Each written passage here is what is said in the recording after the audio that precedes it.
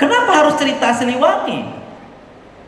Karena saya ingin mengikatkan manusia pada sejarahnya. Kalau ingin mengikatkan manusia pada sejarahnya, maka manusia diikatkan pada peradabannya. Manusia diikatkan pada peradabannya, manusia harus diikatkan pada alamnya. Tidak ada manusia yang mengalami kebahagiaan di bumi ini manakala dia berpisah dengan alam dan lingkungan. Saya punya tesis tentang itu. Saya berikan contoh kecil saja agar nanti peradaban rumah itu selaras dengan alam. Banyak orang yang membeli rumah dengan harga 150 miliar dipusatkan di Menteng, pusat kota Jakarta. Di rumah itu ada kolam renang. Di rumah itu ada salonnya. Di rumah itu ada lapang tenisnya. Di rumah itu ada tempat untuk melakukan gym. Di rumah itu ada dapur yang memadai. Di rumah itu kamar mandinya luas. Di rumah itu ada ruang meeting. Di rumah itu ada ruang keluarga yang untuk dia bercengkrama dengan TV dan dilengkapi karaoke yang sangat lengkap. Pertanyaannya adalah, apakah penghuni rumah mahal itu selalu tinggal di rumah? Rata-rata mereka paling sedikit Sabtu, Minggu dia sudah pergi. Apalagi kalau dia ditambah kunjungan ke luar negeri. Berbulan-bulan dia meninggalkan rumah yang besar itu. Pertanyaan yang kedua adalah, ketika dia pergi keluar rumah, kemana kerinduan itu ditumpahkan? Maka kerinduan itu selalu ditumpahkan pada dua tempat. Satu ke gunung, dua ke laut. Apa sesungguhnya? Mau dia seorang pemimpin tertinggi pada sebuah negara, mau dia seorang mahasiswa, mau dia warga biasa, secara material dia adalah makhluk gunung. Secara material dia adalah makhluk laut. Kemudian ketika ke gunung dan ke laut, apa yang selalu dia rindukan? Matahari ketika terbit dan matahari ketika tenggelam. Selain matahari ketika terbit dan ketika tenggelam, apalagi yang dia dirindukan? Gemercik air yang jernih serta deburan ombak yang bergemuruh, romantisme yang tiada tara, pengantin yang berduit, pasti bulan madu ke gunung dan ke laut. Pengantin yang berduit. Bahwa kecenderungan manusia, keinginan manusia, dia ingin kembali pada habitatnya, pada asal muasalnya, pada ekosistem penciptaannya. Karena ini kepemimpinan. Apa ekosistem penciptaan manusia? Tanah, air, udara, matahari. Tanah dalam mitologi Bali dilambangkan dengan warna hitam, sama dengan mitologi Sunda. Karena Bali dan Sunda itu satu kesatuan mitologi. Yang kedua, air dalam mitologi Sunda dan Bali dilambangkan dengan warna putih.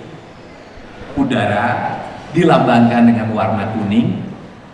Matahari dilambangkan dengan warna merah. Saya tidak ada urusan dengan partai. Keempat warna itu, ini yang sendi dasar orang tidak pernah. Nanti harusnya ini kan jadi sistem pembangunan.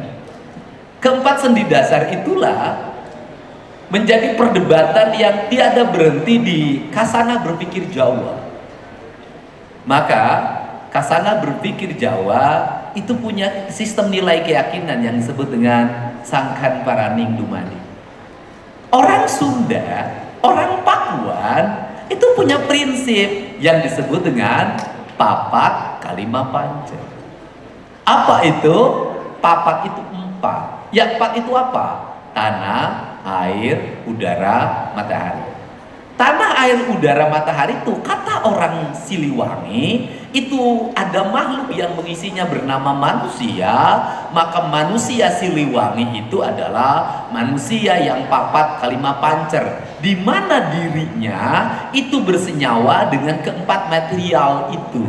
Nah, orang Sunda itu memahami ketuhanan itu adalah ketika dia sudah berhasil membangun hubungan harmoni dengan alam dan lingkungannya, maka dia kemudian dia mengikuti hukumnya. Hukumnya disebut dengan hukum alam. Maka ketaatan pada hukum alam dalam perspektif pemahaman orang Sunda itu sama dengan ketaatan pada Allah yang memiliki alam dan ketertulukan.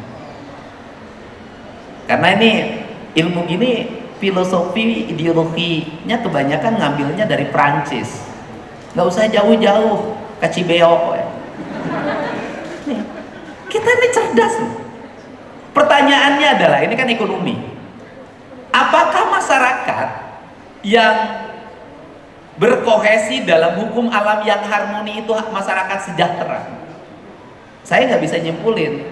Silahkan lakukan penelitian. Tapi berdasarkan analisis riset yang saya miliki, hampir semua yang tinggal dalam hukum-hukum adat tradisi itu, rakyatnya umurnya rata-rata di atas 90, tidak ada pencurian, tidak ada pemerkosaan, tidak ada konflik, tidak ada yang masuk pengadilan,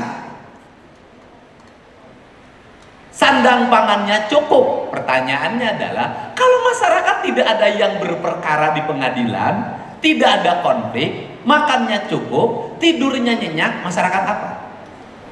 Masyarakat sejahtera. Nah, negara kita itu kan mengeksperimenkan itu lama. Nah, sekarang kita, apakah kita ingin seperti mereka? Oh, tidak. Berat. Kenapa? Yang tradisi harus tetap dijaga ketradisiannya. Dengan cara apa?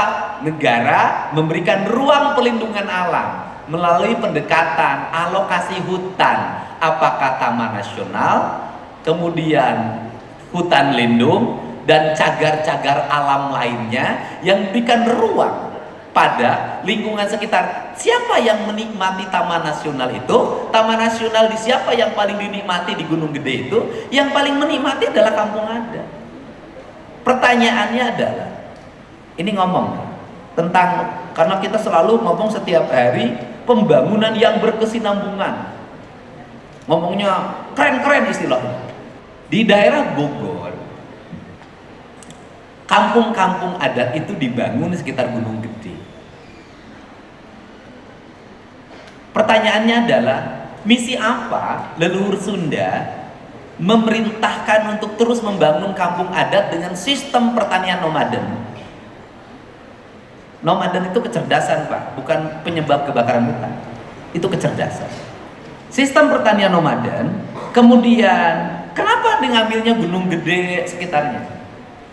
Karena Pakuan Pajajaran itu berdiri di atas piranti lingkungan yang kaya raya, kaya sumber daya air, kaya sumber daya alam. Sumber daya alamnya, kekayaannya bukan yang di atas permukaan, tetapi di bawah permukaan kandungan emasnya juga kaya. Tetapi leluhurnya mengajarkan jangan eksploitasi yang di dalam. Kenapa? Karena itu kehinaan.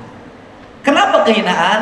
Karena kita sudah sejahtera dengan permukaan. Kalau sejahtera dengan permukaan, kenapa harus menggali yang ada di dalam permukaan? Cerdas. Sehingga saya berulang-ulang ngomong, tidak ada lingkungan masyarakat yang mengalami kebahagiaan, tumbuh hidupnya dengan sejahtera selama mengandalkan dari penambangan. Bagi saya, penambangan adalah ketidakcerdasan orang melakukan sumber daya permukaan alam. Ketidakcerdasan. Ya.